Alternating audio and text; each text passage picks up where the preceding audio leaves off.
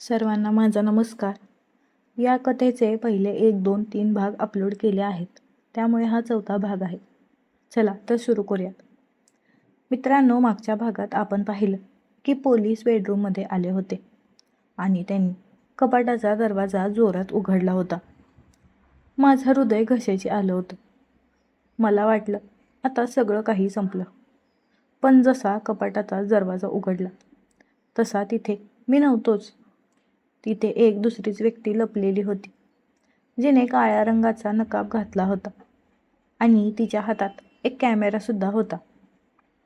काका आणि पोलीस दोघेही थक्क झाले. पोलिसांनी त्या व्यक्तीला बाहेर ओढलं आणि त्याचा नकाब काढला. तो दुसरा तिसरा कोणी नसून काकांचाच एक मित्र विलास होता. विलासच्या हातात असलेल्या कॅमेऱ्यात आमचे, माझे आणि काकूंचे काही खासगी क्षण रेकॉर्ड झालेले होते. काका त्याला ओरडले, "विलास, तू इथे काय करतोयस? आणि हा कॅमेरा कशासाठी आहे?"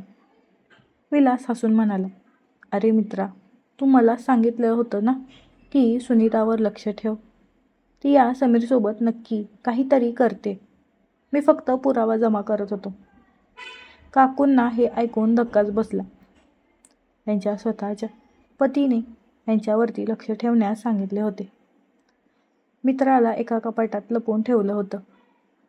काकूंच्या डोळ्यात पाणी आलं, पण त्या पाण्यात आता रागाची आग होती. पण आता प्रश्न हा होता की जर विलास कपाटात होता तर मी कुठे होतो? जेव्हा काका विलासवर ओरडत होते तेव्हा मी बेडच्या खाली भिंतीला चिटकून अशा ठिकाणी लपलो होतो जिथे कोणाची नजर जाणार नाही. पण पोलिसांचा संशय अजून फिटला नव्हता. ते बेडच्या खाली टॉर्च मारणारच होते.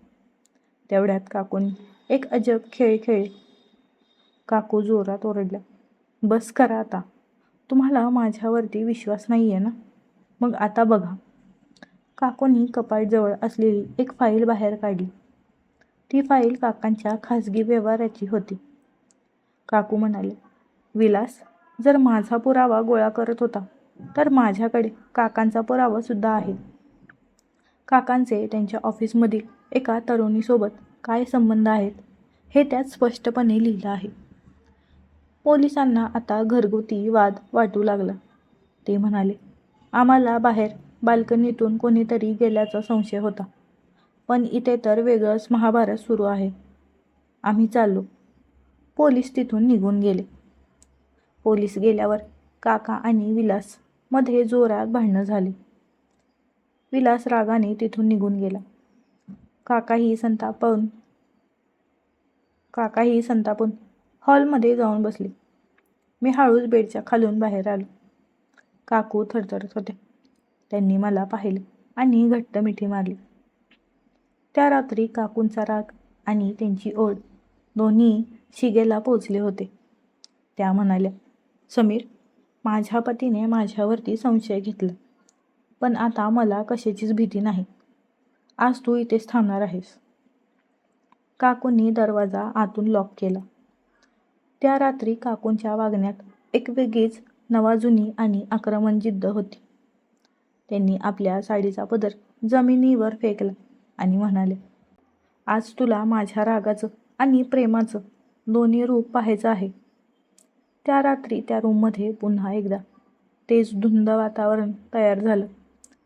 काकूंच्या शरीराचा तो घट्टपणा आणि माझ्या विशीतली रग जेव्हा एकत्र आली तेव्हा जणू काही ठिणग्याच उडू लागले.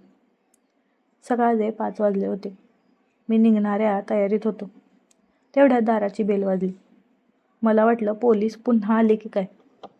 पण दरवाजा उघडल्यावर समोर चक्क आजी उभ्या होत्या. आजी गावाहून परत आल्या होत्या. त्या काकूंना म्हणाल्या, "काय ग सुनीता, रात्री खूप गोंधळ झाला वाटतं. विलासचा फोन आला होता मला." आजींनी माझ्याकडे पाहिलं आणि म्हणाल्या, "समीर, तू अजून गेला नाहीस? बरं झालं. आता तर आपण चौघही, काका, काकू, आजी आणि मी एकाच घरात आहोत. आता मजा येईल." आजींच्या बोलण्यात तो गूढ अर्थ मला आणि काकूंना समजला होता. आजींनी काकांना हॉलमध्ये झोपायला सांगितलं आणि स्वतः आमच्या रूममध्ये आल्या. आजी म्हणाल्या, सुनीता, या मुलाने काल रात्री तुला खूप त्रास दिला असेल ना? आता आपण दोघी मिळून याला अद्दल घडवूया. आजीने मला बेडवर बसवलं आणि काकूंना जवळ बोलवलं. त्या म्हणाल्या, आज एक नवीन नियम. समीर आज आम्हा दोघींनाही खुश करेल, पण कोणाला किती वेळ द्यायचा हे मी ठरवणार. त्या रात्री त्या खोलीत जो खेळ सुरू झाला होता तो शब्दात सांगता येणं कठीण आहे. एका बाजूला काकूंचं मादक तारुण्य आणि दुसऱ्या बाजूला आजींचा गाढा अनुभव. मी त्या दोघींच्या मध्ये अशा प्रकारे अडकलो होतो की मला स्वर्गसुखाचा अत्यंत भारी अनुभव मिळाला होता. काकूंनी माझ्या छातीवरती आपलं डोकं ठेवलं होतं, तर आजी माझे पाय दाबत होत्या. काकू म्हणाल्या, समीर, तू तर खरोखरच आमचा निघाला आहेस. आजींनी हसून त्यांना साथ दिली. त्या रात्री आम्ही सर्व मर्यादा ओलांडल्या. काका हॉलमध्ये झोपलेलेच होते आणि त्यांच्याच नाकाखाली आम्ही हा प्रेमाचा अजब खेळ सुरू केला होता. हा रोमांच सुरू असतानाच अचानक माझ्या लक्षात आलं की बेडच्या समोरील घड्याळात काहीतरी चमकत आहे. मी बारकाईने पाहिलं तर त्या घड्याळात एक छोटा स्पाय कॅमेरा होता. माझं डोकं चक्रावूनच गेलं. विलासचा कॅमेरा पोलिसांनी नेला होता. मग हा नवीन कॅमेरा कोणी लावला? जर काकांनी हे सगळं रेकॉर्ड केलं असेल तर आमचं आयुष्य उद्ध्वस्त होणार होतं. मी आजींना आणि काकूंना खुणेनेच तो कॅमेरा दाखवला. काकूंचा चेहरा पांढरा पडला. आजींनी तो कॅमेरा काढला आणि त्यांच्या मेमरी कार्डमध्ये जे पाहिलं ते पाहून आमच्या तिघांच्याही अंगावरती काटा आला. त्या कार्डमध्ये फक्त आमचेच नाही तर काकांचेही काही भयंकर गुपित रेकॉर्ड झाले होते. काय होते त्या मेमरी कार्डमध्ये? काकांनी कोणासोबत मिळून हा कट रचला होता आणि आता आजी त्या कार्डचा वापर करून काकांना कसं ब्लॅकमेल करणार? हे सर्व जाणून घेण्यासाठी भाग 5 साठी नक्की कमेंट करा. भेटूया पुढच्या व्हिडिओमध्ये. तोपर्यंत धन्यवाद.